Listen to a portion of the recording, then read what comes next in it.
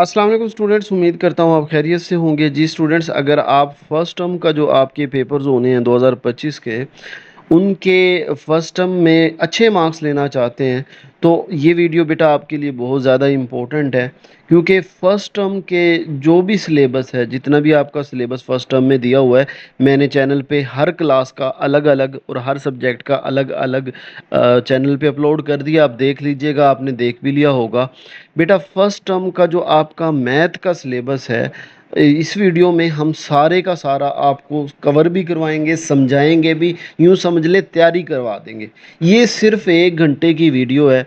आप इस 1 घंटे की वीडियो को एक दफ़ा देख लें और सॉल्व खुद कर लें। आपका इंशाल्लाह जो फर्स्ट टर्म का मैथ का पेपर होगा वो 100% होगा। आपने वीडियो को मुकम्मल देखना है, स्किप नहीं करना है। यूँ समझ लें कि ये फर्स्ट टर्म की तैयारी है पेपरों से पहले। ठीक है, हमने क्या किया है, अब फर्स्ट टर्म का आपका जो मैथ का सिलेबस है वो डोमेन 1 कंप्लीट है, और जो डोमेन 2 है वो टिल पेज 87 यानी 87 पेज तक है। तो हमने क्या किया बेटा, आपकी जो उर्दू मीडियम है या इंग्लिश मीडियम है, उनके साथ जो चैप्टर 1 यानी कि जितनी भी एक्सरसाइज और चैप्टर 2 तक जितनी भी एक्सरसाइज थी, उनमें जो पास्ट पेपर में क्वेश्चन आए हुए थे, उन पास्ट पेपर से हमने क्वेश्चन निकाले हैं और उनको समझा दिया है। आप यूँ समझ लें 1 घंटे में आपकी मैथ की सारी तैयारी हो जाएगी। बहुत मेहनत की है बेटा आपके लिए। वीडियो को ज़रूर लाइक करना है और कमेंट में आपने ये बताना है कि नेक्स्ट जो वीडियो है इसी तरह पास पेपर से आपको किस सब्जेक्ट की करवाई जाए। साइंस की मैं सोच रहा था, बाज़ बच्चे कंप्यूटर की भी कह रहे हैं। तो बहरहाल आपने कमेंट में ज़रूर बताना है। नेक्स्ट फिर इसी तरह 1 घंटे की वीडियो होगी, उसमें आपका पूरे का पूरा सिलेबस इंशाल्लाह हम कवर करवा देंगे। तो अभी से करें भाई, पेपर डेज में 100 बात होती है, पेपर अपलोड होते हैं नहीं होते, तो आप अभी से करें। वीडियो को बेटा ज़रूर लाइक करें और चैनल को भी आपने ज़रूर सब्सक्राइब कर लेना है। ठीक है, तो चलें शुरू करते हैं। 35 नंबर का आपका सब्जेक्टिव है। हम वन बाय वन करके ये लॉन्ग क्वेश्चन करेंगे। तो आपने एक एक क्वेश्चन समझते जाना है और राइट डाउन करते जाना है। चलिए आपको पेपर सॉल्व करते हैं। ये क्वेश्चन नंबर 12 होगा। ये आपका जो 10 पेपर हैं, 10 पेपर में से वर्जन 1, पेपर 1, 2 और 6 में यही सेम क्वेश्चन आ रहा है। तो चलिए इसको सॉल्व करते हैं। अब हमारे पास 3 सेट दिए गए हैं। एक सेट ए है जिसके एलिमेंट 1, 2, 3 एंड 4 है। एक सेट बी है जिसके एलिमेंट 3, 4, 6, 7 है। एक सेट सी है जिसके एलिमेंट 1, 2, 6, 7, 8 है। अब उससे क्या वेरीफाई करके दें कि अगर ए इंटरसेक्शन बी को हम सॉल्व करें, उसको सॉल्व करने के बाद उस सी के साथ उसका इंटरसेक्शन करें, क्या आया कि इसका आंसर और इसका आंसर सेम आता है। तो सबसे पहले हम लेफ्ट हैंड साइड को सॉल्व करेंगे। तो देखें हमारी जो लेफ्ट हैंड साइड है वो ए इंटरसेक्शन बी फिर उसका इंटरसेक्शन सी के साथ है। तो पहले अपनी लेफ्ट हैंड साइड लिखते हैं, जो कि हमारे पास क्या है, ए इंटरसेक्शन बी फिर उसका इंटरसेक्शन हो रहा है सी के साथ। तो सबसे पहले बेटा ब्रैकेट को सॉल्व करते हैं। ब्रैकेट को सॉल्व करने के लिए पहले लिखिए, मेंशन करेंगे करने क्या जा रहे हैं।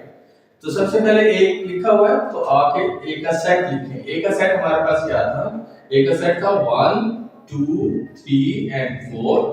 उसके बाद देखें किस चीज का साइन है, इंटरसेक्शन का। यहां पर इंटरसेक्शन का साइन यूज करें। उसके बाद बी सेट है तो जाके बी सेट लेकर आए। बी सेट कौन है मेरे पास, 3, 4, 6 एंड 7। अब बेटा याद रखिएगा कि जब भी हमने इंटरसेक्शन लेना होता है दो सेट्स का, तो हमने देखना होता है कॉमन वैल्यूज कौन कौन सी है, एक जैसी दोनों सेट में कौन कौन सी वैल्यूज हैं। देखिए 1 इसमें है लेकिन इसमें नहीं है। हमें चाहिए वो नंबर जो दोनों सेट्स में मौजूद होने चाहिए। तो 2 को देखें, 2 इधर है लेकिन दूसरे सेट में नहीं है। अगर हम 3 की बात करें तो 3 एलिमेंट पहले सेट ए में भी है और 3 एलिमेंट सेट बी में भी है। तो इट मींस हमारे पास ये जो 3 है वो कॉमन नंबर है। उसके बाद अगर 4 की बात करें, 4 यहां पर भी है और यहां पर भी, तो आप लोगों ने 4 भी इसका कॉमन था तो 4 को भी आंसर में लिखना है। उसके बाद अब याद रखिएगा इंटरसेक्शन में हमेशा एक जैसे नंबर लिखने होते हैं। 3 दोनों में है लिख दिया, 4 दोनों में था लिख दिया। क्लियर। तो ये हमारे पास आंसर आया ओनली ए इंटरसेक्शन बी का। अब ए इंटरसेक्शन बी तो निकाल लिया। अब ए जो ए इंटरसेक्शन बी का आंसर आया था, अब उसको सी के साथ उसका इंटरसेक्शन लेना। तो हम यहीं पे लिखते हैं दोबारा से कि ए इंटरसेक्शन बी, अब उसका इंटरसेक्शन आ रहा है किसके साथ, सी के साथ। अब देखें आपने ए इंटरसेक्शन बी को सॉल्व किया तो आंसर हमारे पास ये आया था। तो पहले आपके पास ब्रैकेट में क्या लिखा हुआ है, ए इंटरसेक्शन बी, तो ए इंटरसेक्शन बी का जो सेट है वो लिखें, वो कौन सा है, 3 and 4। उसके बाद देखें इंटरसेक्शन का साइन आ रहा है, इंटरसेक्शन का साइन यूज करें। उसके बाद सी सेट आ रहा है, सी सेट देखें, सी सेट में कौन कौन से एलिमेंट थे, 1 2 6 7 और 8, ये हमारे पास दूसरा सेट था। अब अगेन वही बात, इंटरसेक्शन में क्या करते थे, इंटरसेक्शन के अंदर हम जो एक जैसे एलिमेंट होते थे वो लिखते थे। अब देखें 3 इधर है, चेक करते हैं, यहाँ पर 3 है, पूरे सेट में 3 मौजूद नहीं है। 4 को चेक करें, 4 इधर है लेकिन यहाँ पर कोई 4 नहीं है। तो इसका मतलब ये दो जो सेट हैं, इन दो सेट के दरमियान में कोई भी एक वैल्यू ऐसी नहीं है जो सेम हो।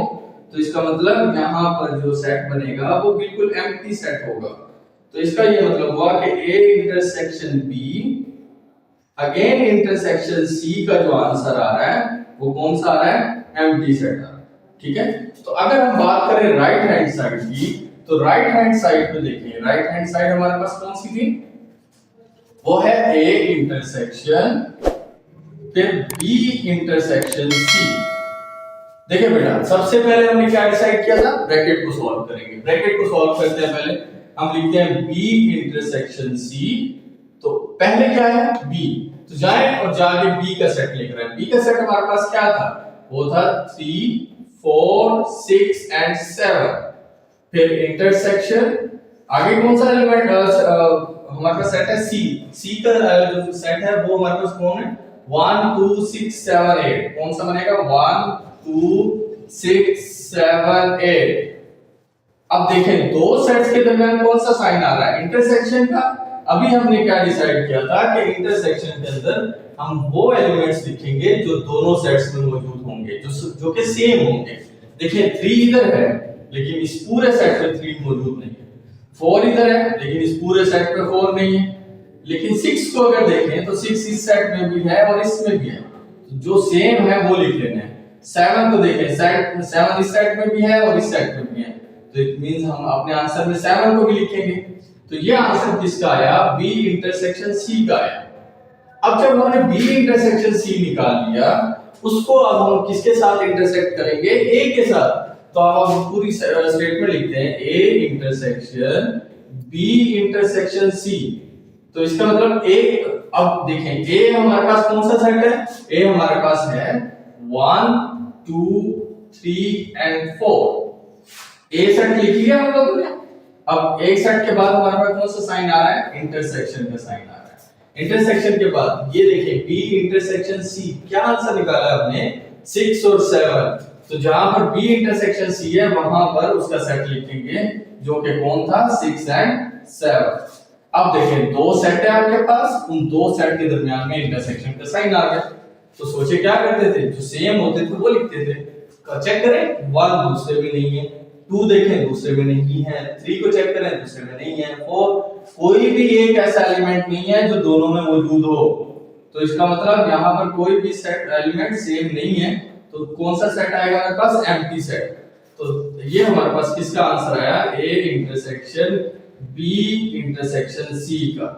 अब देखिए लेफ्ट जो राइट हैंड साइड थी उसका आंसर भी हमारे पास एम्प्टी सेट आ रहा है, और जो हमारे पास लेफ्ट हैंड साइड थी उसका आंसर भी हमारे पास क्या आ रहा है, एम्प्टी सेट। तो हम लिखेंगे hence left hand side equal हो जाएगी राइट हैंड साइड। क्लियर बच्चों, ये सिंपल सा क्वेश्चन था आप लोगों का। जी तो बेटा दूसरा क्वेश्चन स्टार्ट करते हैं, क्वेश्चन नंबर 12 का ही सेकंड, जो कि आपके वर्जन 4 में है और 5 के अंदर है। तो इस क्वेश्चन को देखिए, हमारे पास सेट दिया गया एक ए जिसके एलिमेंट है 1 2 3 4 5, बी सेट है जिसके एलिमेंट 1 and 4 है, एक सी सेट है जिसके एलिमेंट 2 4 and 5। अब कहते हैं प्रूव करके दें कि A union B union C, B union C bracket में है, इसका मतलब पहले से सॉल्व करेंगे। तो हम अपने क्वेश्चन के सॉल्यूशन की तरफ जाते हैं। तो सबसे पहले हम लेफ्ट हैंड साइड को लिखते हैं। हमारी जो लेफ्ट हैंड साइड है वो है कि A union B union C के। क्लियर, तो तो अब हमें रूल पता है कि सबसे पहले हमें ब्रैकेट को सॉल्व करना होता है।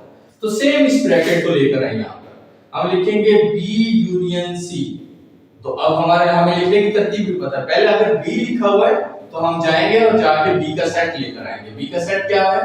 1 एंड 4। उसके बाद देखिए किस चीज का साइन है? यूनियन का, तो यूनियन का साइन लगाया। उसके बाद सी सेट हमारे पास क्या था?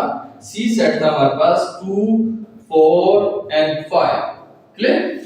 अब यूनियन के एक रूल याद रखिएगा। यूनियन के अंदर क्या किया जाता है कि हमने तमाम एलिमेंट्स लिखने होते हैं, अरेंज करके लिखने होते हैं और एक तरतीब में लिखने होते हैं। कोई एलिमेंट्स अगर 2 दफा आ रहे हो तो उसको एक दफा लिखा जाता है।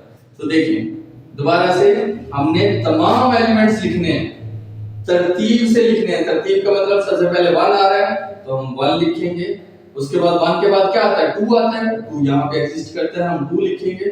उसके बाद 3 तो दोनों सेट में नहीं है हमारे पास। फिर 4 आया, 2 दफा आ रहा है, हम एक दफा लिखेंगे। अरेंज करके लिखना है लेकिन रिपीट नहीं करना, 2 दफा नहीं लिखने, एक ही नंबर को।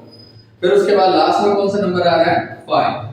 क्लियर? दोबारा देख लें, 1 2 4 5 अरेंज करके लिखना है, तरतीब में लिखना है। तो ये किसका आंसर आया हमारे पास? बी यूनियन सी का। अब बी यूनियन सी दोबारा से यूनियन हो रहा है किसके साथ? ए के साथ। तो मैं पूरी स्टेटमेंट लिखता हूं, A union B union C के। अब देखिए पहले ए सेट लिखना है। ए सेट हमारे पास देखिए, ए सेट हमारे पास क्या था? 1 2 3 4 एंड 5। उसके बाद ए सेट लिख लिया। ए के बाद यूनियन आता है, यूनियन का साइन डालेंगे। और उसके बाद देखें बी यूनियन सी का आंसर क्या आ रहा था? बी यूनियन सी का हमारे पास आंसर ये निकला था, बी यूनियन सी। देखे ना, बी यूनियन सी का क्या सेट निकला था हमारे पास? 1 2 4 5 1 2 4 एंड 5। क्लियर? अब देखिए, अब यूनियन में हम क्या करते थे? यूनियन में देखिए हम अपने तमाम एलिमेंट्स को जो सेट के अंदर मौजूद हैं उन सब को हम लिखते हैं, तरतीब में लिखते हैं, कोई भी नंबर रिपीट नहीं हो रहा होता। तो लिखवाना शुरू करें, आप सब बोलेंगे साथ के साथ। तो सबसे पहले हम क्या लिखेंगे? 1 2 दफा आ रहा है लेकिन एक दफा लिखते हैं। उसके बाद क्या लिखेंगे? 2 2 दफा आ रहा है लेकिन एक दफा लिखेंगे। उसके बाद कौन सा नंबर आ रहा है? 3। उसके बाद 4। उसके बाद 5। क्लियर? यहां पर भी 4 5 सारे आ गए। तो अब ये देखिए मैंने तरतीब से लिखे, अरेंज करके लिखे, कोई भी नंबर रिपीट नहीं कर रहा था। तो ये हमारा आंसर आ रहा है A union B union C के। बेटा आप जो भी यहाँ पे काम परफॉर्म कर रहे हो, जो भी कर रहे हो, उसके इक्वल की इस साइड पे आपको मेंशन करना है कि आप क्या कर रहे हो। ये चीज बता रहे हो कि आप A union B union C है तो क्या आंसर आया। तो ये एक चीज लिखना जरूरी होती है। अगर हम राइट साइड की बात करें तो राइट साइड हमारे पास है A union B union C. तो अब आपको पता है पहले मैं ब्रैकेट सॉल्व करूंगा। तो ए यूनियन बी, यहां पे आप लिखेंगे राइट हैंड साइड। क्लियर? अच्छा, अब आपको पता है ए सेट सबसे पहले है तो आप सबसे पहले ए सेट लिखेंगे। ए सेट क्या है हमारे पास? 1 2 3 4 5। उसके बाद यूनियन का साइन है, उसके बाद किसका साइन? यूनियन डालें। उसके बाद बी सेट है। बी सेट आपके पास क्या था? 1 एंड 4। अब देखिए, अब यूनियन में दोबारा से रिपीट करें, क्या करते थे? सारे एलिमेंट्स लिखने होते थे, अरेंज करके लिखने होते थे, कोई भी एलिमेंट रिपीट नहीं होना चाहिए। ये 3 बातों का ध्यान रखना होता है। तो देखें, हम 1 को लिखेंगे, हम 2 लिखेंगे, हम 3 लिखेंगे, 4 लिखेंगे, 5। देखिए 1 2 दफा आ रहा था लेकिन हम एक दफा लिखेंगे। 4 2 टाइम आ रहा था, हम एक दफा लिखेंगे। क्लियर? तो ये मेरे पास आंसर किसका आया? ये सिर्फ ए यूनियन बी का आंसर है। लेकिन राइट साइड क्या कहती है कि ए यूनियन बी जब ले लें तो उसका सी के साथ भी यूनियन लेके दें। तो मैं दोबारा ये पूरी साइड लिखता हूं, स्टेटमेंट लिखता हूं, ए यूनियन बी फिर यूनियन होगा सी के साथ। तो अब ए यूनियन बी का आंसर आपने क्या निकाला था? ये सेट निकला ना ए यूनियन बी का। तो ये पहले लिखेंगे, ये पूरा सेट लिखेंगे आप। क्या है हमारे पास? 1 2 3 4 एंड 5। उसके बाद ये आपने लिख लिया सेट। उसके बाद किस चीज का साइन है, यूनियन का, आप यूनियन का साइन डालें। और उसके बाद क्या आ रहा है, सी। सी आपके पास सेट क्या है, सी देखिए, सी सेट है आपके पास 2 4 एंड 5। क्लियर। अब दोबारा से सब बच्चे बोलेंगे क्या कैसे करेंगे, यूनियन में क्या करते थे, सारे नंबर लिख लें, तरतीब से लिख लें, कोई नंबर रिपीट ना हो रहा। तो कैसे लिखेंगे, 1 2 3 4 5। 2 देखो रिपीट हो रहा था, हमने एक दफा लिखा, 4 रिपीट हो रहा था, एक दफा लिखा, 5 रिपीट हो रहा था, एक दफा लिखा। तो ये मेरे पास आंसर आया राइट साइड का, जो कि क्या थी, A union B union C थी ये साइड में। तो चेक करें क्या मेरे पास जो राइट साइड है उसका आंसर आ रहा है 1 2 3 4 5, और जो लेफ्ट साइड है उसका आंसर 1 2 3 4 5 सेम है। तो हम लिखेंगे कि जो लेफ्ट हैंड साइड है वो किसके इक्वल हुई बेटा, राइट हैंड साइड। क्लियर, इंतहाई सिंपल से क्वेश्चन। तो जी बेटा आपका क्वेश्चन नंबर 12 का एक और क्वेश्चन है जो कि सेट्स का ही है। अब इस क्वेश्चन में क्या, ये भी आप लोगों के जो वर्जन है पेपर नंबर 7 और 8 के अंदर ये क्वेश्चन आया हुआ है, तो इसको देख लें एक दफा। अब इस पे एक सेट दिया गया है जो कि x है, जिसकी वैल्यूज, जिसके एलिमेंट्स 1 4 5 है, और एक y सेट है जिसके एलिमेंट्स 4 6 8 और 9 है। अब वो कहता है कि a intersection x intersection y और y इंटरसेक्शन x फाइंड करके दें। इसको बेटा कम्यूटेटिव प्रॉपर्टी भी कहते हैं। क्या बोलते हैं इसको, कम्यूटेटिव प्रॉपर्टी। अगर वो ये लिख दे तो ठीक है, अगर सिंपल यहाँ पे एक स्टेटमेंट लिखें कि जी कम्यूटेटिव प्रॉपर्टी बता दें, साबित कर दें, तो हम तब भी क्या लिखते हैं, यही लिखते हैं। वो commutative property with respect to union कहेगा, या कह देगा कम्यूटेटिव प्रॉपर्टी इंटरसेक्शन के लिहाज से मुझे साबित करके दे। तो क्वेश्चन की तरफ चलते हैं, इंतहाई सिंपल है, परेशान नहीं होना। x यूनियन y, ये मेरे पास कौन सी साइड है, लेफ्ट हैंड साइड है। अब सबसे पहले हमारे पास क्या लिखा हुआ है, हम नेक्स्ट बार लिखेंगे यहाँ पे x यूनियन y है जी। तो बेटा हमारे पास क्वेश्चन नंबर 12 का एक और पार्ट है, एक और क्वेश्चन है सॉरी, जो कि आपके जो पेपर है वो 7 और 8 के अंदर आया हुआ है। अच्छा, उसमें एक सेट दिया गया है जो कि x और एक सेट दिया गया y, और कहता है x इंटरसेक्शन y या y इंटरसेक्शन x, इन दोनों को साबित करके दें क्या वो इक्वल आते हैं। ये इक्वल का साइन क्या शो कर रहा है कि इसका आंसर और इसका आंसर क्या आना चाहिए, सेम। इसको हम कम्यूटेटिव प्रॉपर्टी भी कहते हैं। अब यहाँ पर इंटरसेक्शन आ रहा है तो हम कहेंगे ये कम्यूटेटिव प्रॉपर्टी किसके लिहाज से है, इंटरसेक्शन के लिहाज से। अगर यहाँ यूनियन आ जाता तो हम कहते हैं यूनियन के लिहाज से। कौन सी प्रॉपर्टी, कम्यूटेटिव प्रॉपर्टी। तो इस क्वेश्चन को सॉल्व करते हैं। तो सबसे पहले हम यहाँ पर लिखेंगे लेफ्ट हैंड साइड। हमारी लेफ्ट हैंड साइड क्या है, जो कि है x intersection y। x intersection y में x पहले लिखा हुआ है तो आप x का सेट लिखेंगे, जो कि जिसके एलिमेंट है 1 4 एंड 5 इंटरसेक्शन y। y आपके पास कौन है, 4 6 8 एंड 9, ये हमारे पास एलिमेंट है। अब इंटरसेक्शन में जैसा कि अभी हमने देखा, इंटरसेक्शन में सिर्फ वो एलिमेंट्स लिखे जाते हैं जो कि सेम हो दोनों सेट्स के अंदर। अब यहां देखिए 4 दोनों के अंदर है, तो 4 जो आंसर है वो मेरे पास कॉमन है, क्योंकि 5 भी उधर नहीं है, 1 भी उधर नहीं है। तो जो कॉमन निकला वो एलिमेंट कौन सा था, 4। तो ये किसका आंसर आया हमारे पास, x इंटरसेक्शन y। अगर हम राइट हैंड साइड की बात करें तो राइट हैंड साइड में y पहले लिखा हुआ है और उसका इंटरसेक्शन हो रहा है x के साथ। तो आप y इंटरसेक्शन x लिखेंगे तो y का सेट पहले लिखेंगे। y का सेट क्या है आपके पास, 4 6 8 9। उसके बाद इंटरसेक्शन का साइन है तो इंटरसेक्शन का साइन यूज करें। उसके बाद x है तो x का सेट देखिए कौन है, 1 4 5। अब जैसा कि आपको पता है आप इंटरसेक्शन में क्या करते थे, सिर्फ वो एलिमेंट्स लिखते हैं जो कि सेम हो, दोनों सेट्स में वो एलिमेंट मौजूद हो। अब 4 दोनों में मौजूद है, यहां पर भी और यहां पर भी। उसके बाद देखिए इसके अलावा कोई और सेट है, एलिमेंट है जो दोनों में हो, 6 भी दोनों में नहीं है, 8 भी नहीं है, 9 भी नहीं है, 5 भी नहीं है, 1 भी नहीं है। तो ये मेरे पास आंसर आया किसका, राइट हैंड साइड का, जो कि क्या थी, y इंटरसेक्शन x। अब इसका आंसर भी 4 आ रहा है और यहाँ पर भी आंसर क्या आ रहा है, 4 आ रहा है। तो हम कह सकते हैं कि जो लेफ्ट हैंड साइड है वो किसके इक्वल है, राइट हैंड साइड के। तो ये सिंपल से इंतहाई आसान से क्वेश्चन है, आपको पता है ये 7 मार्क्स के हैं, तो आपने इनको लाजमी करना है। इंतहाई सिंपल से एक क्वेश्चन है। क्लियर? नेक्स्ट क्वेश्चन की तरफ मूव करते हैं जी। तो बेटा क्वेश्चन नंबर 12 का सेम आखिरी क्वेश्चन, जो सेट्स चैप्टर है हमारा, उनका ये आखिरी क्वेश्चन है। ये क्वेश्चन में देखिए ए सेट दिया गया है, बी सेट दिया गया है, और वो कह रहा है verify commutative law of intersection. जैसा कि अभी हमने देखा था कि आपने ए और बी लिया है, तो यहाँ पर किसको यूज करना है? इंटरसेक्शन को यूज करना है। कौन सा लॉ लगाना है? Commutative law. कम्यूटेटिव लॉ में ये होता था कि सेट ए और बी है, पहले आप ए को लिखो, इंटरसेक्शन यूज हो रहा है ना, देखिए इंटरसेक्शन, तो आप इसके दरमियान इंटरसेक्शन का साइन लगाएं, बाद में आप लिखें बी और इक्वल कर दें। अब बी को पहले लिखें, इंटरसेक्शन का साइन लगाएं और ए को बाद में लिखें। इन दोनों के जो आंसर आएंगे वो इक्वल आने चाहिए।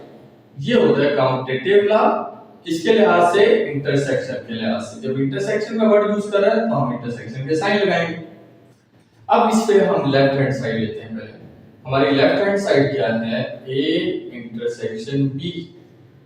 अब ए इंटरसेक्शन बी के लिए अब पहले अगर ए आ रहा है तो ए का सेट लिखेंगे, और ए का सेट हमारे पास क्या था? वो है 2 4 6 8 10 एंड 12। फिर उसके बाद इंटरसेक्शन का साइन आया, इंटरसेक्शन का साइन यूज करें। फिर उसके बाद आपके पास बी सेट, बी लिखा हुआ है ना, तो बी सेट देखिए कौन कौन है। उसमें 4 आ रहा है, 8 आ रहा है, इसके अलावा 12 आ रहा है और 16 आ रहा है। क्लियर? तो ये आप लोगों ने यहाँ क्लोज कर दिया। अब देखिए इंटरसेक्शन के साइन में क्या करते थे? इंटरसेक्शन के साइन में हम तो वो वैल्यूज लिखते थे जो दोनों सेट्स में मौजूद हो। अब चेक करें, क्या 2 दूसरे में है? नहीं, 4 दूसरे में है, 4 यहाँ पर भी है और 4 यहाँ पर भी है, तो इसको मतलब 4 कॉमन है, एक जैसा है। 6 नहीं है। 8 को देखें, 8 दोनों सेट्स में इधर भी है और इधर भी है, तो इट मींस 8 भी एक जैसा है, कॉमन है, 8 को लिखेंगे। 10 दोनों में नहीं है, इसमें है इसमें नहीं है। 12 को देखें, 12 इधर भी है और इधर भी है, तो इट मींस 12 भी कॉमन है। तो जो मेरा ए इंटरसेक्शन बी आ रहा है, तो उसका आंसर क्या आ रहा है? 4 8 एंड 12।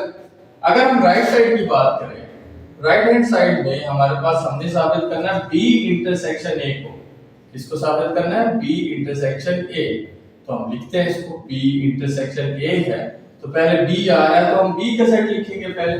तो बी का सेट हमारे पास कौन है? हमारे पास 4 8 12 एंड 16। क्लियर? उसके बाद इंटरसेक्शन का साइन आ रहा है, इंटरसेक्शन का साइन डालेंगे। उसके बाद ए आ रहा है, तो ए का सेट हमारे पास था 2 4 6 8 10 एंड 12। ये मेरे पास दो सेट आ गए। अब देखें दरमियान में साइन देखेंगे इस चीज का, इंटरसेक्शन का है, जब इंटरसेक्शन का साइन होता है तो हमने एक जैसे एलिमेंट्स देखने होते हैं। अब यहाँ पे 4 है, यहाँ पे 4 है, तो ठीक है जी, 4 दोनों में मौजूद है, तो 4 हम अपने आंसर में लिखेंगे। 8 को देखें, इधर भी है और इधर भी है, तो इट मींस हम 8 भी लिखेंगे, क्योंकि सेम दोनों में होना जरूरी है। अगर हम 12 की बात करें तो 12 दोनों में है, तो यहाँ पे 12 भी हम अपने आंसर में लिखेंगे। 16 तो नहीं लिखेंगे ना, 16 उधर नहीं है। तो ये मेरे पास जो बी इंटरसेक्शन ए का आंसर आ रहा है वो क्या आ रहा है? 4 8 एंड 12। जहां पर ए इंटरसेक्शन बी का आंसर आ रहा था 4 8 एंड 12, दोनों के आंसर हमारे पास क्या आ रहे हैं? इक्वल आ रहे हैं। तो हम कहेंगे कि जो लेफ्ट हैंड साइड है वो किसके इक्वल है? राइट हैंड साइड के। सिंपल, इंतहाई सिंपल से क्वेश्चन है बेटा, ये लाजमी आप लोगों ने पेपर में अटेम्प्ट करने। मैं बार-बार बता रहा हूं 7 मार्क्स के, इंतहाई सिंपल है, तो लाजमी एक बार प्रैक्टिस कीजिएगा, ठीक है? जी बेटा, तो ये था आपका क्वेश्चन नंबर 12, 4 क्वेश्चन। अब आपने सर अवैस के लिए कमेंट में एक जुमला ज़रूर बोलना है, उन्होंने कैसा पढ़ाया। मैं उनका शुक्रगुजार हूँ कि बच्चों की रिक्वेस्ट पे उन्होंने अपने कीमती इस टाइम में से हमें कुछ टाइम दिया। आप उनके बारे में क्या कहते हैं कमेंट में ज़रूर बताइएगा, वीडियो को लाइक कीजिएगा। इस वीडियो में हमने क्वेश्चन नंबर 11 को कवर किया है, और जो इस वीडियो में क्वेश्चन करवाए गए हैं वही आपके, मतलब अगर आप ये वीडियो ध्यान से और मुकम्मल देख लेते हैं तो आपका क्वेश्चन नंबर 11 कंप्लीट हो जाएगा। वीडियो को लाइक ज़रूर करें और दोस्तों के साथ शेयर भी करें। समझते हैं। जी तो बेटा अब हम क्वेश्चन नंबर 11 के ए पार्ट की बात करते हैं। क्वेश्चन नंबर 11 का जो ए पार्ट है उसमें स्क्वायर रूट फाइंड करना है। ये चार नंबर आपको नजर आ रहे होंगे व्हाइट बोर्ड पर। आपके जो 10 पेपर हैं डिफरेंट स्कूलों के, उन 10 पेपर में ये चार नंबर्स का स्क्वायर रूट फाइंड करना है। तो ये चार में से कोई एक क्वेश्चन आपके पेपर में होगा लास्ट में। तो इनको समझते हैं, 5 मार्क्स का क्वेश्चन है और इंतहाई आसान है, इनको समझते हैं। अब इनमें देखिएगा कि अगर मुझे स्क्वायर रूट फाइंड करना है 51076 एक नंबर है, इसका स्क्वायर रूट फाइंड करना है तो बड़ा आसान है। ध्यान से समझिए, इंतहाई आसान क्वेश्चन है। तो हम इसको सबसे पहले ये नंबर अपना 51076 एक नंबर लेंगे, इस पे स्क्वायर रूट का साइन डालेंगे। अब देखिए हमें सबसे पहले पेयर बनाने हैं। स्क्वायर रूट है ना, तो स्क्वायर मतलब दो नंबर, हमें दो दो नंबर के जोड़े बना लेने हैं। पहला एक जोड़ा, ये दूसरा जोड़ा बना लिया। अब तीसरे के साथ तो जोड़ा नहीं बन रहा था, लेकिन तीसरे को ऊपर रख के हमेशा यहां से जोड़े बनाना शुरू करने हैं। इस साइड से पहले इन दो नंबर के, फिर इन दो नंबर का एक जोड़ा बनाना है, फिर लास्ट में जो रह जाएगा उसको अलग से एक पेयर बनाना है। अब सबसे पहले इसके लिए करते हैं क्या, आप फर्स्ट नंबर देखो। आपको इस फर्स्ट नंबर के लिए आपको कोई भी एक नंबर ढूंढना है, 1। तो 1 को हमेशा आप 1 से मल्टीप्लाई करेंगे, तो 1 1 जार क्या होता है 1। अगर आपने नंबर 2 सोच लिया है तो 2 को आप हमेशा 2 से ही मल्टीप्लाई करेंगे। ये शर्त है, जो नंबर आप माइंड में लेकर आ रहे हो उसी नंबर के साथ आपने उसको मल्टीप्लाई करना है। 2 2 जार क्या होता है 4। अगर आपने 3 नंबर एक सोचा है, अगर आप 3 सोचा है तो 3 के साथ ही मल्टीप्लाई करना पड़ेगा। 3 3 जार क्या होता है 9। अब सोचें आपके पास फर्स्ट जो पेयर है या नंबर है वो कौन है 5। तो मुझे एक ऐसा नंबर ढूंढना है जो 5 से छोटा हो और 5 के करीब 3 हो। तो 1 वाला पेयर तो नहीं यूज कर सकता मैं, और ये तो बहुत छोटा हो जाएगा। 9 वाला पेयर भी यूज नहीं कर सकता क्योंकि 5 9 से बड़ा है, तो ये भी यूज नहीं होगा। तो कौन से वाला पेयर यूज करेंगे हम, 2 वाला। सेम नंबर को सेम नंबर से मल्टीप्लाई करना है। 2 को 2 से मल्टीप्लाई किया तो क्या बना मेरे पास 4। क्लियर। अब जब ये 4 बना, अब देखिए हम माइनस करेंगे यहां पर साइन डाला माइनस का, 5 में से 4 माइनस कर दें तो 1। नेक्स्ट स्टेप में आपने ये जो दो नंबर है इन दो नंबर को प्लस करना है। 2 प्लस 2, यहाँ पे क्या लिखेंगे 4। इन दो नंबर को ऐड किया, 2 प्लस 2 क्या हुआ 4। उसके बाद ये जो पूरा पेयर है इस पेयर को आपने नीचे उतार दें। क्लियर। अब देखिए मैंने कहा था 4 आपके पास इस वक्त एक नंबर एग्जिस्ट करता है। अगर आप 4 के साथ 2 लगाते हो तो आपको मल्टीप्लाई भी किससे करना पड़ेगा 2 से। अगर 42 को 2 से मल्टीप्लाई किया गया है तो देखो 2 2 जार क्या होता है 4, और 2 8 जार क्या होता है, और 2 4 जार क्या होता है 8। एक और नंबर ट्राई करके देख लेते हैं। 4 3 अगर सोचा है हमने तो 3 को 3 से ही मल्टीप्लाई करना पड़ेगा। तो 3 3 जार 9, 3 4 जार 12। तो 129 तो इससे बढ़ रहा है नंबर, इसका मतलब ये वाला पेयर यूज नहीं करूंगा। तो मैं कौन सा पेयर यूज करूंगा, ये वाला। तो यहां पर भी मैंने 2 लगाया और यहां पर भी 2 लगाया। तो 42 को अगर मैं इस 2 से मल्टीप्लाई करता हूं तो क्या बनता है मेरे पास 84। तो यहां पे मैंने लिखा 84। तो अब वही रूल हम माइनस करेंगे। अब जब माइनस करेंगे तो अब देखिए यहां पर कैरी लिया, ये 10 बना, 10 में से हमने 4 निकाले तो 10 - 4 6। यहाँ पे भी क्योंकि 1 इसको कैरी दे चुका था, अब यहाँ पे भी 10 बचा हुआ। 10 में से 8 चले गए तो क्या बचे 2। अब नेक्स्ट रोल, अब ये जो 42 था इस 42 के साथ ये 2 ऐड हो जाएगा। तो 42 प्लस ये वाला 2 क्या बन जाएगा 44। अब ये वाला पेयर नीचे उतरेगा। अब ये जब पेयर उतरेगा तो क्या बन गया मेरे पास 76। अब देखिए यहाँ पे कौन सा नंबर है, अगर 4 4 ऑलरेडी मेरे पास एक नंबर एग्जिस्ट करता है तो यहाँ पर 6 बन रहा है। और अगर मैं यहाँ पर करता हूँ 4 के साथ और मल्टीप्लाई भी 4 के साथ कर दूं तो सोचिए क्या आंसर आता है। 4 से मल्टीप्लाई करें 4 4 जार 16, 6 1 कैरी गया, 4 4 जार 16 प्लस 1 7, 4 4 जार 60। तो ये नंबर भी अभी छोटा है इससे, तो हम कोई और नंबर सोचते हैं। हम नंबर सोचते हैं पहले 44 लिखेंगे, 44 के साथ मल्टीप्लाई करके देखो आप, ये 6 को करके देखते हैं फर्स्ट। 6 को अगर सॉरी आपने यहाँ पे लिखा 44, यहाँ पे भी 6 मल्टीप्लाई की शर्त है, सेम नंबर यहाँ यूज किया तो यहाँ पे भी यूज करना पड़ेगा। तो 446 के साथ 6 को मल्टीप्लाई करें तो 6 6 जा कितना होता है 36, 6 3 कैरी गया, 6 4 जा 24, 24 प्लस 3 24 प्लस 3 27, 7 2 कैरी गया, फिर दोबारा 6 4 जा 24, 24 प्लस 2 26, वही नंबर बन रहा है ना। इसका मतलब यहाँ पे भी मुझे 6 लगाना पड़ेगा और यहाँ पर भी क्या लगाना पड़ेगा 6। 446 को अगर 6 से मल्टीप्लाई किया जाए तो क्या आंसर आता है 2676। क्लियर? तो माइनस करें तो आंसर क्या आ जाता है हमारे पास 0। तो ये इंतहाई सिंपल सा क्वेश्चन है। तो जो स्क्वायर रूट है इसका अगर हम 5 1 का स्क्वायर रूट लें तो हमारे पास क्या आता है, यहाँ पे हम लिख देते हैं स्क्वायर रूट इज कितना बनेगा 2 to 226। नेक्स्ट को देखते हैं।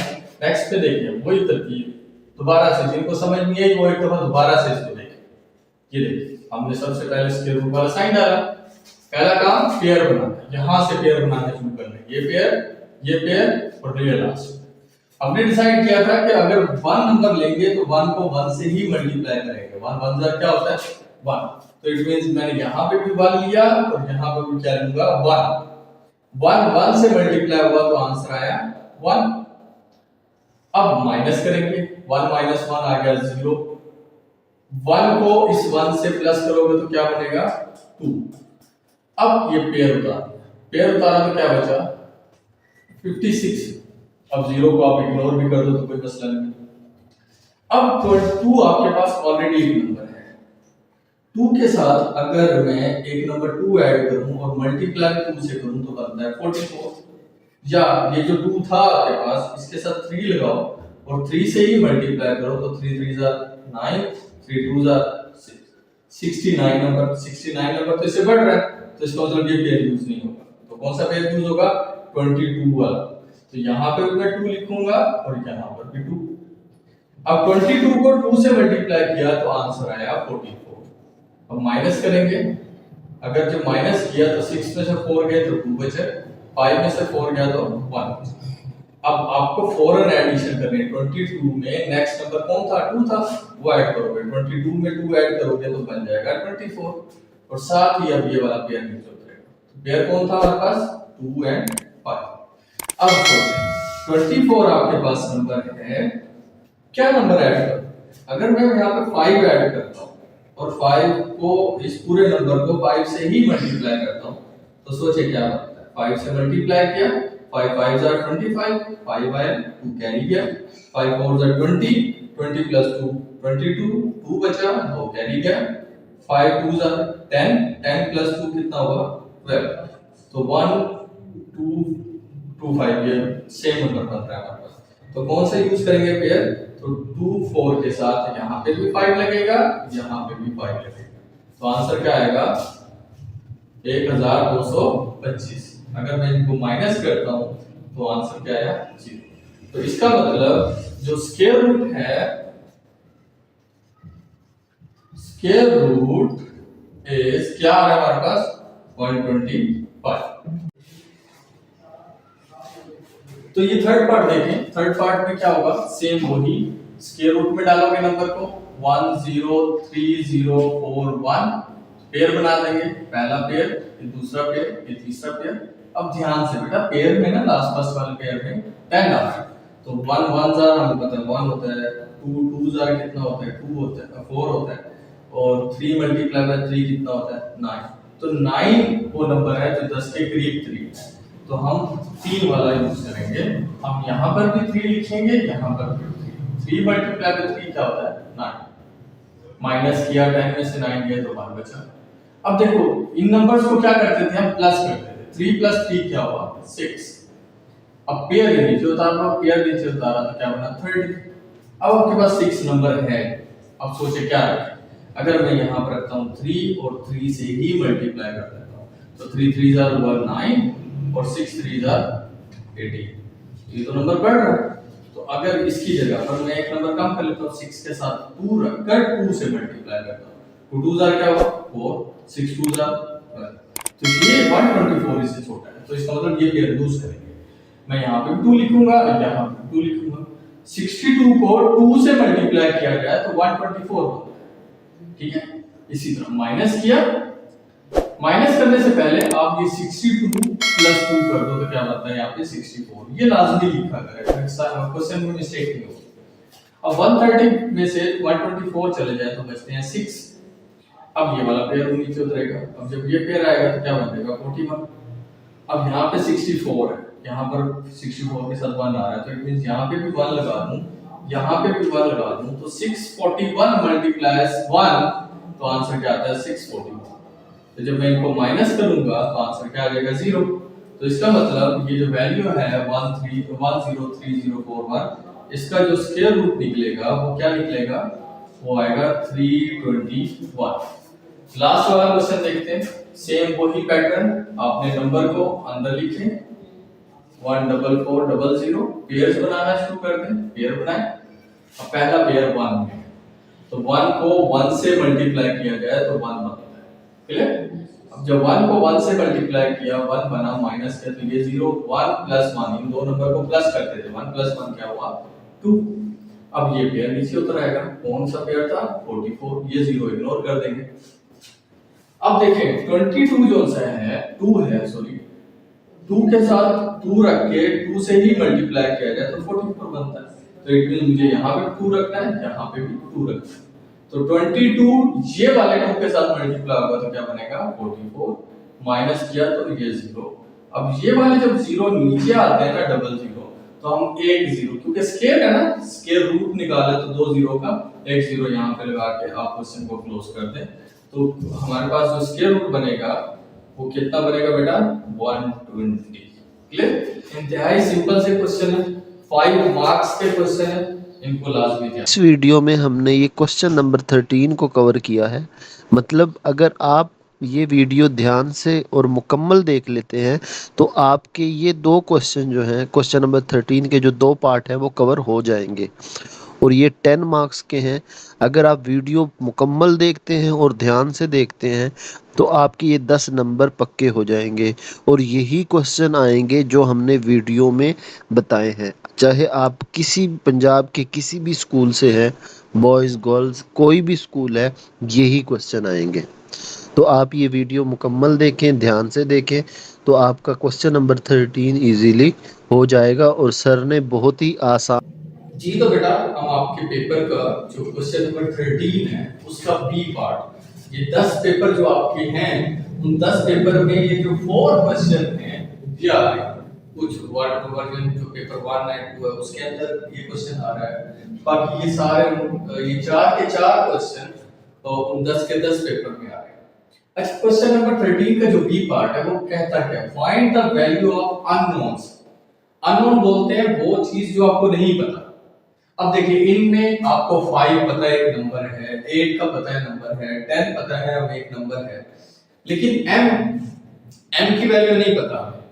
m एक वेरिएबल तो है लेकिन मुझे इसकी वैल्यू नहीं पता, तो इट मींस ये जो m अननोन है जिसका हमें नहीं पता, इसकी वैल्यू मुझे फाइंड करनी है। इस क्वेश्चन में देखें तो x अननोन है, इस क्वेश्चन में देखें तो y अननोन है, इस क्वेश्चन में देखें तो x अननोन है। ये 4 डिफरेंट पार्ट हैं जो कि आपके पेपर में आ रहे हैं। तो हम पहले पार्ट को सॉल्व करते हैं। देखो पहले पार्ट में क्या कहते हैं, 5:8 प्रोपोर्शन है 10:m के साथ। अब इसमें सबसे पहली बात जो आपको समझनी है वो ये देखिए कि जो 5 वैल्यू है जो बिल्कुल स्टार्ट में है और जो बिल्कुल एंड पर, इन वैल्यूज को हम एक्सट्रीम्स बोलते हैं। एक्सट्रीम्स क्या बोलते हैं बेटा इनको, एक्सट्रीम्स। और ये जो दो वैल्यू जो इस प्रोपोर्शन के साथ होती है, ये दो वैल्यूज, इन वैल्यूज को हम मीन्स कहते हैं। अब सबसे पहले तो आप याद करें ये फर्स्ट वाली वैल्यू और लास्ट वाली वैल्यू, ये दो नंबर हमारे पास एक्सट्रीम्स कहलाते हैं। ये जो दो नंबर इस प्रोपोर्शन के साथ, ये जो 4 डॉट्स नजर आ रहे हैं ना, इनके साथ ये जो दो नंबर लगे होते हैं, इन नंबर को हम मीन्स कहते हैं। ये दो नाम याद कर, एक क्या एक्सट्रीम और एक मीन। अब आपको जब ये चीज पता चल गई, अब हमें पता चल गया कि एक्सट्रीम्स क्या होते हैं और मीन्स क्या होते हैं। तो एक फार्मूला याद रखना है, जो कि फार्मूला है प्रोडक्ट ऑफ मीन्स इक्वल होता है प्रोडक्ट ऑफ एक्सट्रीम्स। फार्मूला क्या है? प्रोडक्ट ऑफ मीन्स इक्वल है प्रोडक्ट ऑफ एक्सट्रीम्स। प्रोडक्ट किसे बोलते हैं? प्रोडक्ट मल्टीप्लिकेशन को बोलते हैं। मीन्स कौन सी वैल्यू है? तेरे पास ये जो दो वैल्यूज हैं, इनको हम क्या बोलते हैं? मीन्स। कि मीन्स को मल्टीप्लाई करवाए, मीन्स को ज़रब करें आपस में। तो मीन्स कौन कौन है? 8 और 10। मैं तो लिखूंगा यहां पर, हम यहां पर लिखेंगे 8 मल्टीप्लाई 10 इज इक्वल टू। अब प्रोडक्ट ऑफ एक्सट्रीम्स का मतलब क्या हुआ? एक्सट्रीम्स कौन कौन है? बस 5 है और m है। इन दोनों को 5 और m को क्या करना है? प्रोडक्ट। प्रोडक्ट का मतलब मल्टीप्लाई। तो हम यहाँ पे लिखेंगे 5 मल्टीप्लाई m।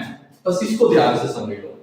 मींस 8 और 10 है, 8 और 10 को मल्टीप्लाई करना है। एक्सट्रीम्स 5 और m है, इन दो को आपस में मल्टीप्लाई करना है। अब देखिए, हमें फाइंड करना था अननोन। अननोन है m, तो m को यही रखते हैं। 5 देखो m के साथ मल्टीप्लाई आ रहा है, तो वो दूसरी साइड पर जब जाता है तो मल्टीप्लाई इधर एक साइड पर हो तो दूसरी साइड पे जाके डिवाइड होता है। तो 8 मल्टीप्लाई बाय 10 ये तो एज इट इज आ जाएगा। 5m के साथ मल्टीप्लाई आ रहा था, इधर आके क्या हो जाएगा? डिवाइड। सिंपल। तो m जो सा है वो किसके इक्वल हो जाएगा? अब 5 की कटिंग करते हैं। 5 1 जार क्या होता है? 5। 5 2 जार कितना होता है? 10। तो नीचे तो 5 खत्म हो गया, 1 बच गया था। 1 लिखते नहीं ऊपर के नीचे। अब बच कौन गया ऊपर? 8 बचा हुआ है और 2। 8 और 2 के दरमियान में कौन सा साइन आ रहा है? मल्टीप्लाई का। तो इट मींस 8 को और 2 को हमने क्या करना है? मल्टीप्लाई। जब 8 और 2 मल्टीप्लाई होंगे, 8 2 जार 16। तो ये सिंपल मेरे पास m का आंसर आ गया। इंतहाई सिंपल। एक और साथ के साथ करते हैं। फार्मूला हमने क्या याद किया था? अभी हमने याद किया था प्रोडक्ट ऑफ मींस इक्वल होता है product of extremes. Product of means. अब मींस कौन कौन थे? 4 और x और 4, ये दो हमारे पास क्या है? मींस है। मतलब x को और 4 को प्रोडक्ट करना है, मतलब मल्टीप्लाई करना है, equal to product of extreme. Extreme कौन कौन है? एक 6 एक्सट्रीम है और 12 मेरे पास। ये लाइंस मैं आपको सिर्फ समझाने के लिए लगा रहा हूं, अपने पेपर में नहीं लिखनी। 12 और 6 जो है मेरे पास क्या है? एक्सट्रीम्स, और उनका प्रोडक्ट करना है, मतलब 12 को और 6 को मल्टीप्लाई करते हैं। 12 मल्टीप्लाई 6। अब मुझे x बचाना है ना, x का आंसर फाइंड करना है। तो ये जो 4 मल्टीप्लाई हो रहा था, इस वैल्यू के नीचे आके क्या हो जाएगा? डिवाइड। तो इसका मतलब मैं 12 मल्टीप्लाई बाय 6 लिखूंगा, और ये जो 4 मल्टीप्लाई हो रहा था, इस साइड पर आके क्या होगा? डिवाइड। अब 4 की कटिंग करते हैं। 4 1 जार क्या होता है? 4। 4 3 जार कितना होता है? 12। तो x इज इक्वल टू 3 और 6 जब आपस में मल्टीप्लाई होंगे तो 6 3 जार 18। ये 6 3 जार 18। नेक्स्ट क्वेश्चन को देखिए। नेक्स्ट क्वेश्चन में वही फार्मूला लगाएं, जो प्रोडक्ट ऑफ मींस इक्वल होता है प्रोडक्ट ऑफ एक्सट्रीम्स। अब प्रोडक्ट ऑफ मींस और प्रोडक्ट ऑफ एक्सट्रीम का जो फार्मूला लगाएंगे आप लोग, तो अब देखिए मींस क्या है? मींस का मतलब कौन कौन है? 12 और 3 है। अब 12 मल्टीप्लाई बाय 3 करेंगे, इक्वल टू एक्सट्रीम्स कौन कौन है? y है और 4 है। ये दो कौन है? एक्सट्रीम। तो मैं लिखूंगा 4 मल्टीप्लाई बाय y। बेटा इनको आगे पीछे लिखते हैं तो कोई फर्क नहीं पड़ता, आप y पहले लिख दो, 4 को बाद में लिख दो, कोई इशू नहीं होता इससे, ठीक है। तो अब मुझे y अकेला निकालना है, क्योंकि अननोन फाइंड करने हैं ना हमने। तो अननोन तो y था मेरे पास, तो y को मैं एज इट इज लिखूंगा। 4 इसके साथ मल्टीप्लाई हो रहा है, तो दूसरी साइड में जाके क्या होगा? इसके नीचे डिवाइड होगा। 12 मल्टीप्लाई बाय 3 तो एज इट इज आ गया। अब 4 देखो इधर मल्टीप्लाई होता है, इस वैल्यू के नीचे आके क्या होगा? डिवाइड। कटिंग करते हैं। 4 1 जार 4, 4 3 जार 12। अब यहाँ 3 है और यहाँ पे भी 3 है, दोनों के दरमियान मल्टीप्लाई का साइन है। 3 मल्टीप्लाई बाय 3 क्या हो जाएगा? 9। तो y का आंसर मेरे पास क्या निकला? 9। क्लियर। लास्ट क्वेश्चन को देखिए, वही फार्मूला क्या था, प्रोडक्ट ऑफ मीन्स इक्वल होता है प्रोडक्ट ऑफ एक्सट्रीम्स। अब एक्सट्रीम्स और मीन्स, अब पहले मीन्स बताएं। मीन्स हमारे पास कौन कौन है, 150 and 5 multiply by 150 is equal to, extremes कौन कौन है, एक्सट्रीम मेरे पास 50 है और x है, मींस x मल्टीप्लाई का क्या हो जाएगा 50। x को यही बचाना है क्योंकि अननोन फाइंड कर रहा है, तो वो ऐसे इट इज लिखते हैं 50 x के साथ मल्टीप्लाई है, इधर आके इसके नीचे क्या हो जाएगा डिवाइड, तो 5 मल्टीप्लाई बाय 150 तो एज इट इज आ गया ना ये। अब इसके नीचे कौन आ रहा है, ये जो 50x के साथ मल्टीप्लाई यहां पे आ जाएगा 50। अब 50 की कटिंग करें, 51 जार क्या होगा 50, 53 जार कितना होता है 150, मतलब 50, 150, 50 को अगर 3 से मल्टीप्लाई करें तो 150 हो जाता है। अब बच कौन क्या है, 5 और 3 बचे, 5 और 3 को जब मल्टीप्लाई करेंगे तो आंसर क्या आता है 50। इसका आंसर आया जो कि अननोन था, जो कि x था, तो x का आंसर आया 50। इंतहाई सिंपल से क्वेश्चन, ये आपके बेटा 5 मार्क्स के क्वेश्चन, तो ये फ्री के नंबर हैं, इनको तैयार करो, सिर्फ यही 4 क्वेश्चन तैयार कर लो, आप लोगों के 5 मार्क्स कंफर्म हो जाएंगे, ठीक है जी। तो बेटा हम क्वेश्चन नंबर 13 का जो ए पार्ट है उसके बारे में बात करें, तो क्वेश्चन नंबर 13 का आपके पेपर में जो ए पार्ट होगा, उनमें से ये 4 क्वेश्चन ऐसे हैं जो 10 पेपर में ये 4 क्वेश्चन है, तो अगर आप ये 4 क्वेश्चन कर लेते हैं तो आपका क्वेश्चन नंबर 13 का ए पार्ट डन हो जाएगा, और इंतहाई आसान से क्वेश्चन है आप लोगों के। पहला क्वेश्चन देखिए, कहता है find the general term of the arithmetic sequence 4 7 10। एक आपको तरतीब दी गई है, एक सीक्वेंस दिया गया है जो कि 4 7 10 का है, कहता है इसकी जनरल टर्म फाइंड करके देखिए, जनरल फार्मूला इसका क्या होगा। तो आपने सबसे पहले यहां पर जो फर्स्ट नंबर है जो कि 4 है उसको आपने फर्ज कर लेंगे, ये आपके पास a होता है, तो a आपका क्या होगा 4।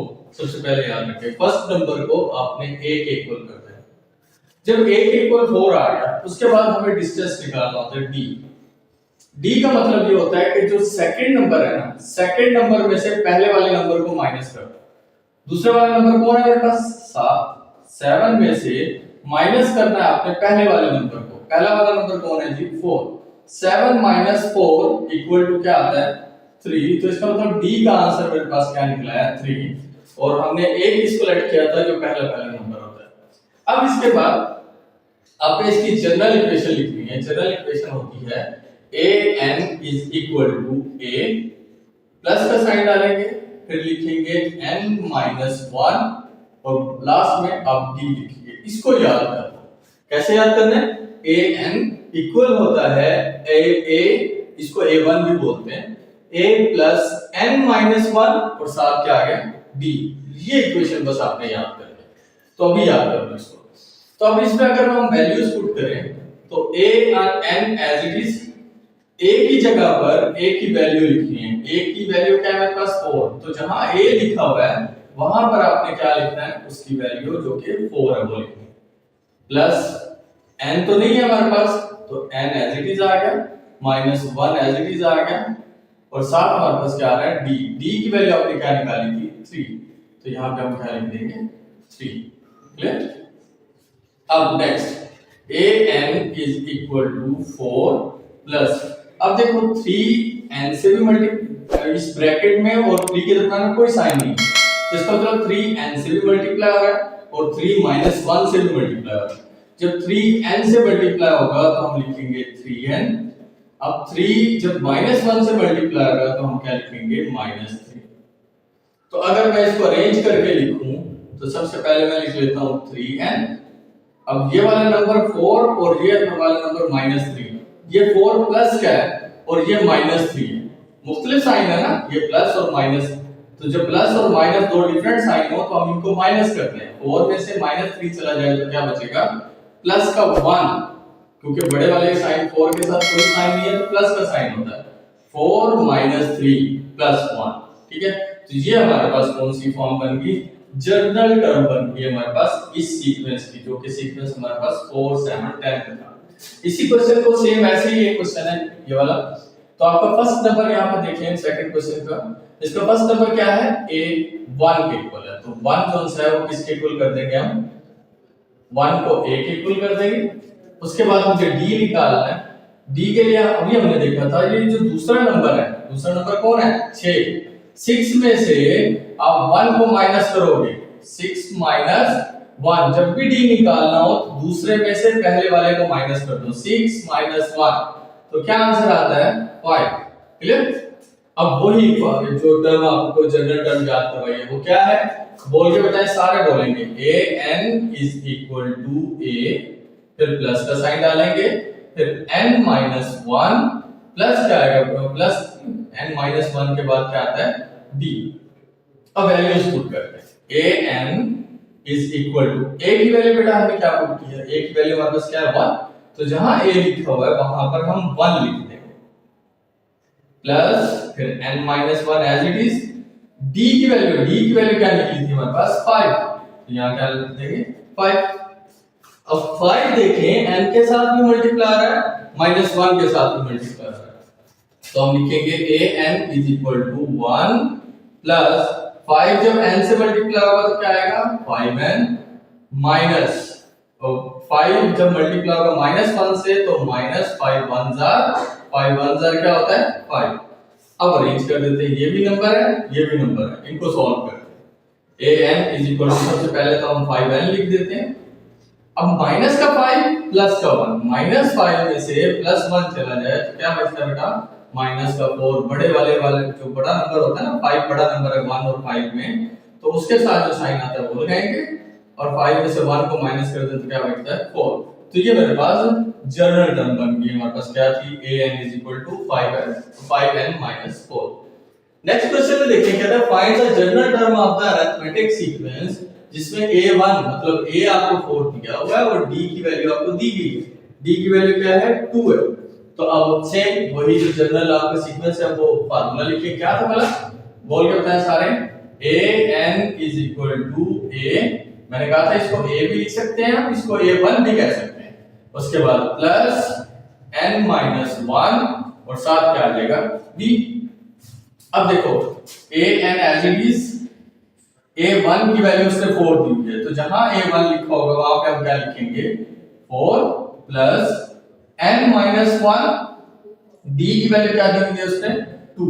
अब इन क्वेश्चन में तो d निकालना पड़ रहा था, इस क्वेश्चन में उसने d की वैल्यू दे दी आपको, तो आपने जहां d लिखा होगा वहां पे आपने d की वैल्यू 2 लिख देनी।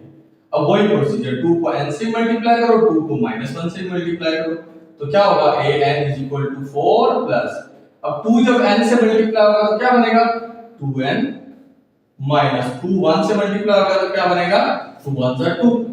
अब नंबर्स को सॉल्व कर लेते हैं, 4 एक नंबर है 2 एक नंबर है, लेकिन 4 प्लस वाला नंबर है 2 माइनस वाला नंबर है, दो मुख्तलिफ साइन आ जाए तो हमेशा हम क्या करते थे माइनस करते थे। तो an is equal to 4 minus 2, 4 minus 2 कर दे तो क्या बनता है 2। तो सबसे पहले हम अरेंज करके ये n वाली वैल्यू पहले लिख देते हैं, 2n पहले लिख दिया। अब देखो 4 में से माइनस 2 कर दे तो प्लस का 2, प्लस क्यों डाला क्योंकि 4 के साथ प्लस का साइन था, बड़े वाले का साइन आता है, 4 में से 2 चला गया 2 बचा और बड़े वाले का साइन लगा दिया, तो ये मेरे पास एक जनरल टर्म बन गया। क्लियर। नेक्स्ट वाले में देखो ध्यान से, find n term of the arithmetic sequence is, आपको जनरल टर्म दी गई है, वो कहता है अरिथमेटिक सीरीज निकाल के दो, जैसे ये सीरीज लिखी हुई है ना 1 6 11 16 21, क्या ये 4 7 10, ये सीरीज लिखी हुई है। अब वो कहता है कि सीरीज निकाल के दो, तो ये इंतहाई आसान सा क्वेश्चन है। अब इसमें क्या करेंगे देखो, अब आप सबसे पहले करें कि यहां पर ना आप पहले बाय पुटिंग, या वर्ड लिखिए आप, by putting n is equal to 1, ठीक है। हम सबसे पहले क्या पुट करेंगे n की वैल्यू 1, तो ये इक्वेशन है an is equal to 5n minus 2, तो जहां जहां n लिखा हुआ है वहां पे हम क्या पुट करेंगे 1 को, a n की जगह आ गया 1 इज इक्वल टू 5, n की जगह क्या आ गया 1 माइनस 2, तो A1 किसके इक्वल हुआ, 5 वन ज़र क्या हुआ 5 माइनस 2। तो A1 5 माइनस 2 कितना आता है 3। इसी तरह आपने लिखना है by putting n is equal to 2। पहले 1 पुट किया था, अब 2 पुट कर दें, इसी इक्वेशन में पुट करना है। तो a n की जगह हमें क्या पुट करना है, मैं पहले इक्वेशन लिख देता हूं, a n is equal to 5n minus 2। अब जहां जहां n नजर आएगा वहां पे 2 पुट कर देना है। a n की जगह आपने 2 पुट किया, 5 n की जगह आपने 2 पुट किया, माइनस 2।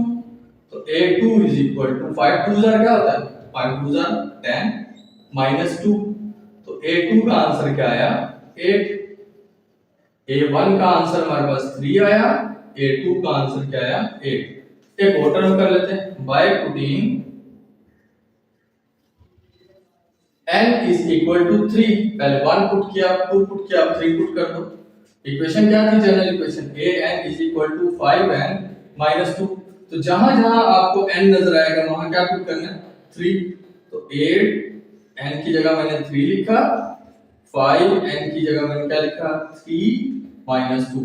अब देखें 5 3 जार कितना होता है 15 माइनस 2। तो a3 की वैल्यू क्या निकल आएगी मेरे पास, a3 की वैल्यू निकलेगी 15 में से 2 निकाल दो तो 13। अब देखें सीक्वेंस क्या बन रहा है मेरे पास, सीक्वेंस बन रहा है 3 पहला, फिर दूसरा नंबर क्या था 8, तीसरा नंबर क्या निकला 13। तो इसी तरह आप चलते जाएंगे, पहले n की वैल्यू 1 पुट की, फिर 2 पुट की, 3 पुट की, 4 पुट करेंगे, नेक्स्ट नंबर आ जाएगा।